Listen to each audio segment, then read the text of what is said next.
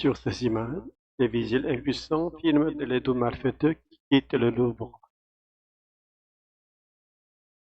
Ils s'enfuient à bord de deux scooters seulement quelques secondes avant l'arrivée de la police.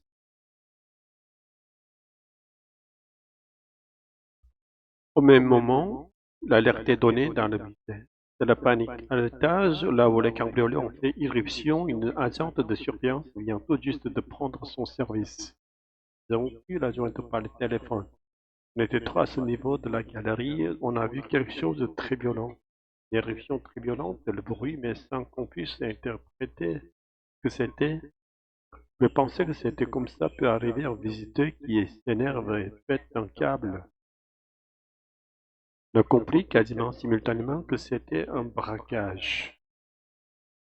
On a en quelques secondes évacué tout ce qui était présent dans la galerie et on a fermé toutes les portes intermédiaires de façon à ne pas permettre aux intrus de se rendre dans les autres salles. Le cambriolage aura duré moins de 5 minutes. À 9h34, deux hommes se hissent au premier étage. 9h35, ils brisent la vitre, entrent dans la galerie et s'attaquent aux vitrines qui protègent les bijoux. Le journaliste, leader surveillant. Le vitrier on le voit. Ils cherchent des outils, ils ont la disqueuse. Ils cherchent d'autres outils. Ah.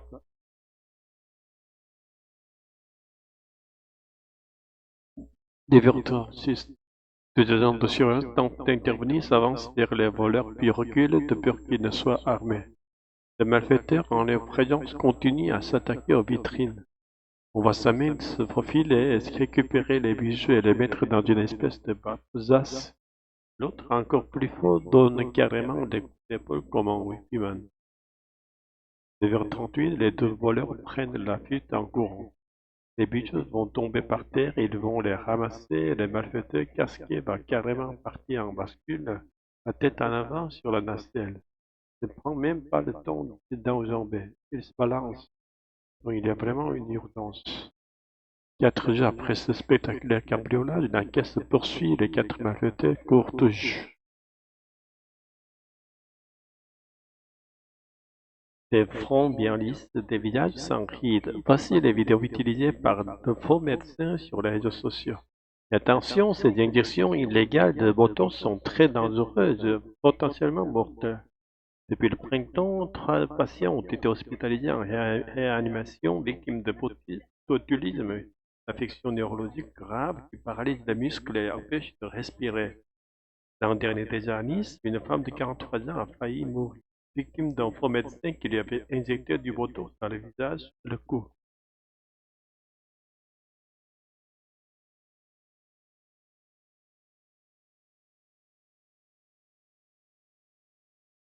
Le botox est également doit être injecté par des professionnels agréés comme le docteur Elisabeth Corelli, spécialiste en chirurgie esthétique, qui réalise une injection de toxine botulique dans le front d'une patiente.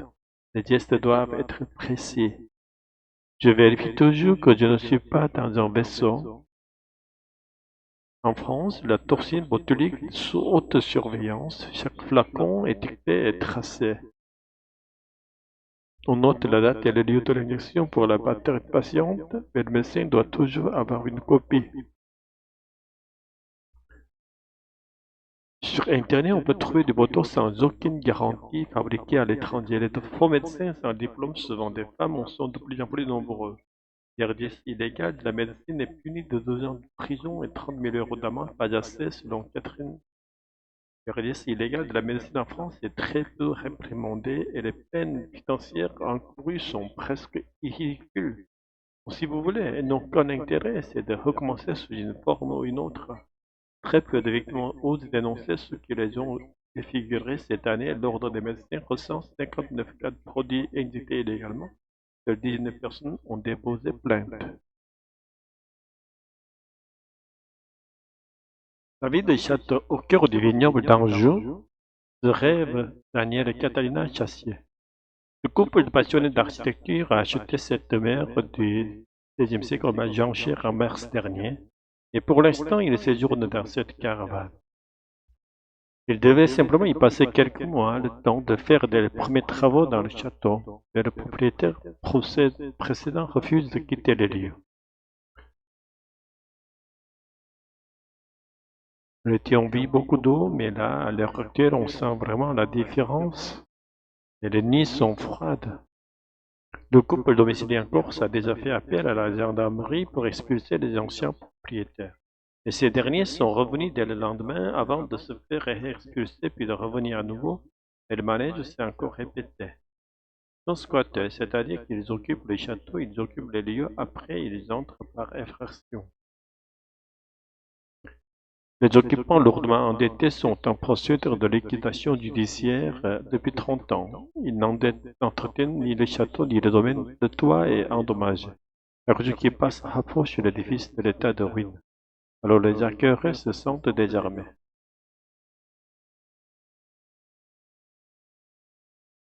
On en arrive à une situation de délabrement à la fois du château, des droits de propriétaire.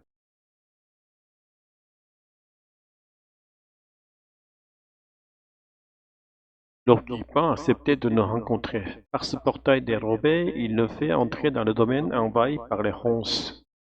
Nous avons interdiction de filmer l'intérieur de la demeure. L'homme d'une cinquantaine d'années vit avec sa mère. Il constate la vente aux enchères et assume être revenu dans ce qu'il considère encore comme son château. On a des besoins de santé, sanitaire, tout ça, on ne peut pas rester indéfiniment à dormir dans une voiture avec le chien et puis ma mère, on va être mis à la porte comme des gens malhonnêtes. Contacter le procureur d'Angers met en cause les nouveaux propriétaires. Ceux-ci n'auraient pas fait le nécessaire pour sécuriser le complément des lieux et n'auraient pas voulu régler les émoulements demandés par une quatrième expulsion.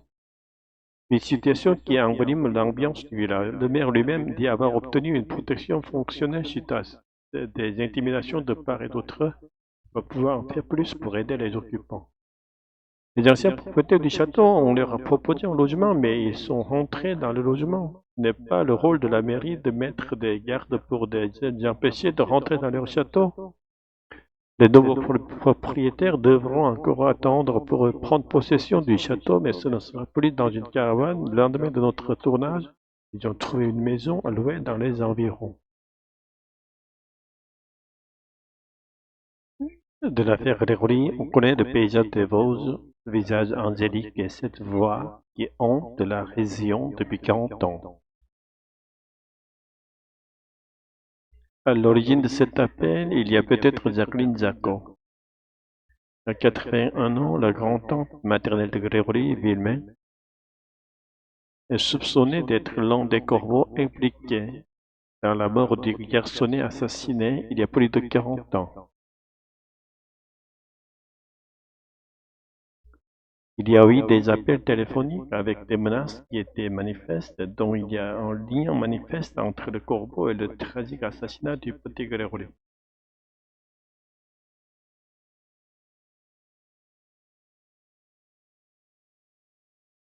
Le 16 octobre 1984, le corps de Grégory Villemain est retrouvé dans la Bologne. Depuis 3 ans, sa famille recevait des centaines d'appels anonymes ainsi que des courriers menaçants qui ont continué de quelques jours après la mort de l'enfant.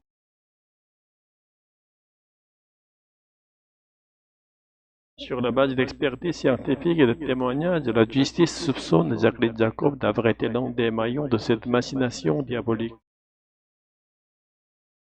Jean-Marie Villemain, cible principale des corbeaux, se souvient d'une conversation téléphonique où le corbeau Lavaroque lui parlait pendant qu'une femme criait en fond sonore. Donc on peut quand même se dire avec assez de certitude qu'il y avait un couple de corbeaux. Au-delà de ces appels, plusieurs courriers ont été l'objet d'une analyse ADN et de comparaison en écriture sans parvenir à l'heure actuelle à démontrer la culpabilité de la grand-tante de la victime. Aucun proche de Madame Jacob n'a jamais considéré qu'elle pouvait être le corbeau. En revanche, effectivement, le comportement de la justice s'apparente à acharnement. Demain, la justice espère enfin franchir une étape importante dans ce dossier 41 ans après la mort du petit Grégory.